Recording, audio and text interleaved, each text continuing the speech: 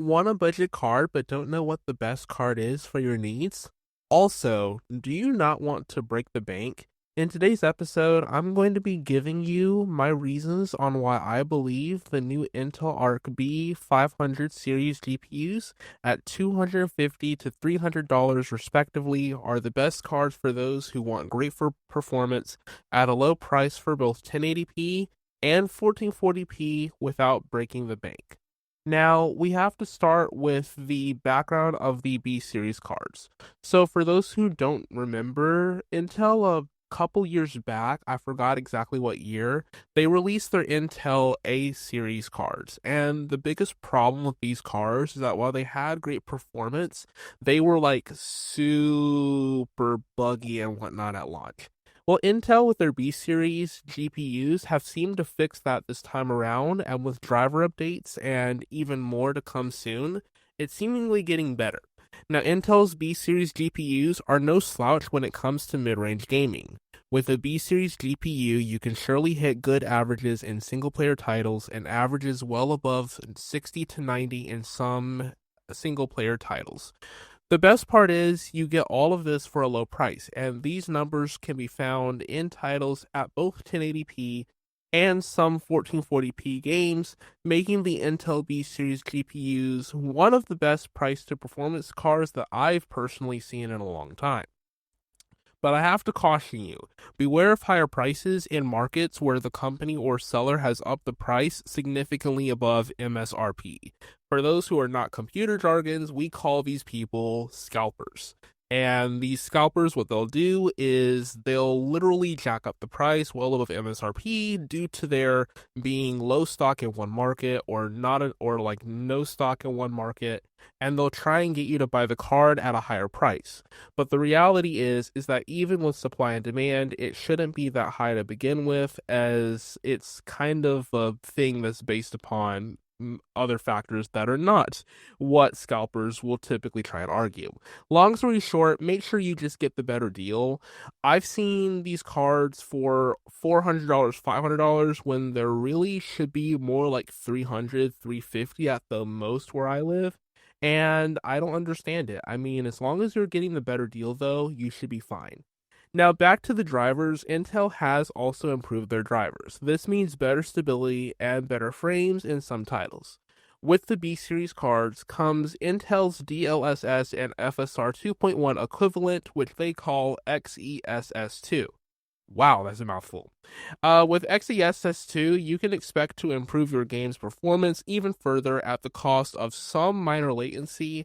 However, it probably should be more beneficial than the drawbacks on latency because, and one thing in my opinion, I feel like the latency issue is only an issue if you're really low on FPS. If you're at a high FPS or you have that high FPS boost, I think it should make up for the latency loss pretty well.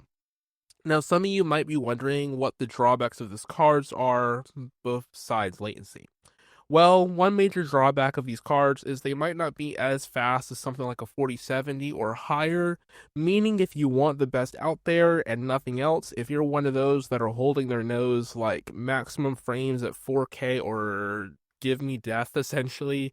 Wow, that sounded way better in my head. But you get what I'm trying to say here, then you might want to go with NVIDIA or AMD cards because those are going to give you way more performance.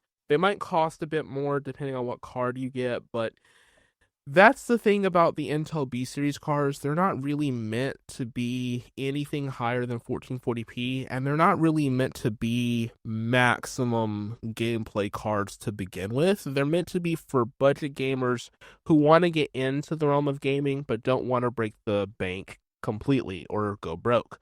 Now, one of the other drawbacks of this card series is the laptops. Currently, I have looked everywhere. I have found no B series cards in any major laptop brands that I've looked at. If you do find Intel Arc, it's either the A series or a Core Ultra Arc or a Core Ultra Arrow Lake or Lunar Lake Arc 140i GPU. It's probably not a B series GPU, and I don't think it's going to happen anytime soon. So sadly, no B series dedicated GPUs in laptops that are widely available. yet. That doesn't mean they might not add them in the future, but as of now, I've looked on like places like Newegg and Best Buy, and you could check Best Buy Canada, or you guys could check sites like Amazon or eBay. You're not going to find any laptops with B series graphics cards right now, unfortunately. So, are they great? Would I buy these cards? Well, the answer is yes, but there's a caveat, and you're going to hate me for this. It's only for people who can't afford anything higher. Like, if you're like really low on the income bracket and you cannot afford to spend more than $350 in a GPU on a build, or if you have a really tight budget for your entire PC and you don't want to go above that $1,000 threshold, sticking most of your money into upgrades and parts, then I honestly, that's the only way I would recommend the B series cards.